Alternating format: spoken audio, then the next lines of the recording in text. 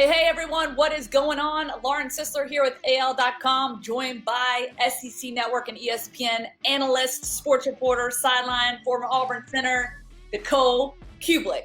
Hey, buddy. How are you? Week one of the college football season here in the SEC. How you feeling about it?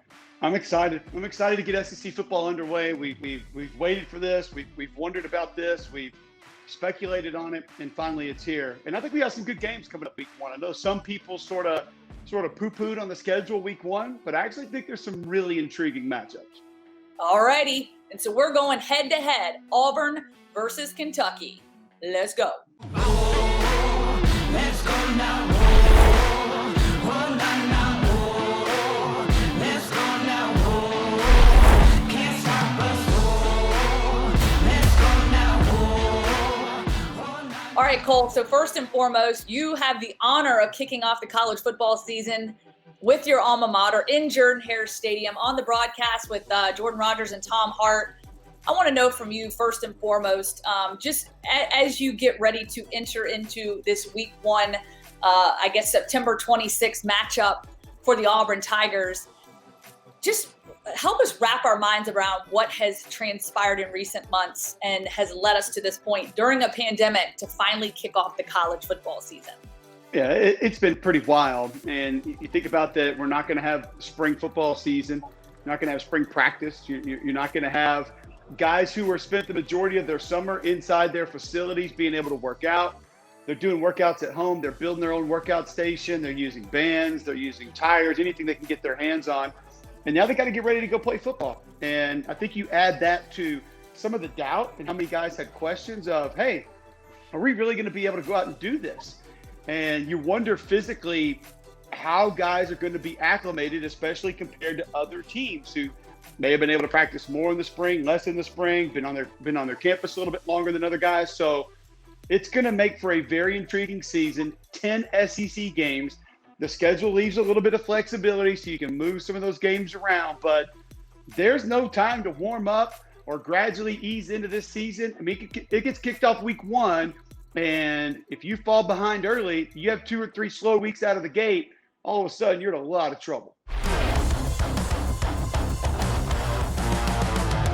So obviously a lot of moving parts, a lot of fluidity going on. Obviously on top of that, not only are we talking depth when it comes to injuries that are a natural part of football, you're talking about COVID, trying to contain that, contact tracing. There's so many variables. So let's talk a little football with Auburn. Obviously returning Bo Nix, you got Chad Morris as the new offensive coordinator at Auburn. I want to know about that dynamic and how you think that Chad Morris, Bo Nix, and company are going to essentially revamp this offense and hopefully have some production, especially early on against Kentucky in this opener. Yeah, I think the first question, Lauren, is Chad's offense? And you have to ask, because we've seen whether it's been Chip Lindsey, Rhett Lashley, the play calling's gone back and forth, whether it's been here's the menu of plays that you have the ability to call from, or I'm going to call plays at this point in the game. We're just going to go back and forth, juggling act. Be it per game, per quarter, per week, whatever it would be, consistency is going to be key. And if this is Chad Morris's offense, I think it has a chance to be special and do some good things. Now, the offensive line obviously is going to be revamped. You've got explosive playmakers. Anthony Schwartz, in my opinion, needs to touch the football 10, 12, 15 times a game. You have to force feed him the ball because he's that dangerous with the football in his hands. I think Seth Williams is every bit of a number one receiver in this league. Physical mismatch. A bit of an eraser for a young man like Bo Nix going into his second season when you know you might be in a little bit of trouble. Throw it up to 18. There's a good chance he's coming down with the football. The first thing I'm interested to see is who actually is running it. Does it look exactly the way it looked last year? Does it look like Chad is in control of it? Does it look like his offense? And then after that, how quickly can Auburn get the football into the hands of their playmakers? Because we're not really certain what that offensive line is going to look like early on. All right, and then we flip the script here to the offensive side of the football for Kentucky. You obviously get Terry Wilson back in the mix, first game back coming off of injury. He's got a plethora of guys to go to. You got A.J. Rose, you got Smoke, Cavastier Smoke, right? Chris Rodriguez. What seems to be a strong offensive line. So from your standpoint, how does that match up against a defense that we know Kevin Steele look, he had to do it before. He had to recycle guys. He lost one of his best defenses in the country a couple years ago, had to do it all over again. Lost, you lose guys like Marlon Davidson, Derek Brown, to name two. I want to know about that matchup and what you see in this offense, Kentucky going up against this Auburn defense.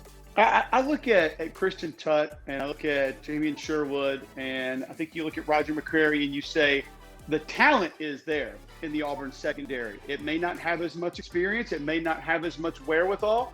They may not be able to freelance and show things or get out of things or do things on their own to the extent that that group could a year ago. I think if there's one thing people are missing going into this season, yes, Derek Brown's a generational player. Marlon Davidson was fantastic, but Jeremiah Denson, Daniel Thomas, Javaris Davis, those are three guys along with Noah Igbignogany, who people do talk about because he came off the board in the first round. Those are four guys in the secondary that all played a ton of football, a ton of snaps. The line of communication was nowhere near what it probably is going to have to be this season, just because of the awareness those guys brought to that Auburn secondary. And by the way, they were dominant up front, which makes any secondary better. It makes anybody's job trying to cover or trying to do different things in zone coverage a lot easier. I'm interested to see the middle of this Auburn defense. Can they be as stout, anywhere near stout, as they were a season ago? I'm pretty confident in the guys off the edge. You think about Derek Hall, Big Cat Bryant, TD Moultrie. We've been waiting for those guys to come along a little bit. I think now is their time to shine. And off the edges could be a place that this Auburn defense is a lot different than it was a year ago and makes life much easier. And then obviously what they're going to lean on is that linebacking core. Owen Popo, he is sort of the future linebacker, if you will. If we went back 15, 20 years ago and said, all right, build me a prototype linebacker for the next 50 years of college football, Owen Popo is going to be that guy. Physical, long, but he can absolutely fly. And then the favorite part of this defense has got to be KJ Britt. Just an elite, physical, downhill thumper of a linebacker. I mean, he is as old school as it gets as that position. I mean, he's wearing 33 for crying out loud. Like, not many guys on defense are wearing 33 anymore. So you also have confidence in Kevin Steele. He'll put a plan together to make life difficult on every offense that they play. But the personnel is going to be very different for that Auburn Tiger defense in 2020. All right, before we get to our predictions, or my prediction, I should say, since you will be covering the game, Cole, I want to know, for those that may perhaps be in Jordan-Hare Stadium, which will obviously be a small capacity crowd, and or watching from home, what will be a key matchup for all of us that are watching from home on Saturday? Well, this game comes down to the trenches. This is going to be an old school, physical SEC football game. And I think when you look at Quentin Bohanna, Joshua Pascal, Boogie Watson, that front seven for Kentucky is not going to be out physical by the Auburn offensive line, especially considering it's a new offensive line. And you flip that around, we talk about some of the new faces on that Auburn defensive line. If you go sort of away from matchups and you look at keys to this game, for me, it's pretty simple. Auburn has to find a way to create explosive plays. Bo Nix was not great down the field last year. He had more misses than completions on balls thrown 10 yards or more last season. 53% of his yards, and he was just over 2,500 on the season, came with yards after the catch. On the other side of that, find a way to make Terry Wilson uncomfortable. If you can force touchdown Terry to become turnover Terry, then I think Auburn wins this football game. All righty, so you heard it from Cole, and if they do all those things right, and like you said, I like that, make him into turnover Terry, my prediction for this football game, Auburn wins it 31-24. I think it's going to be a great one. Don't forget to tune in, 11 a.m., SEC Network.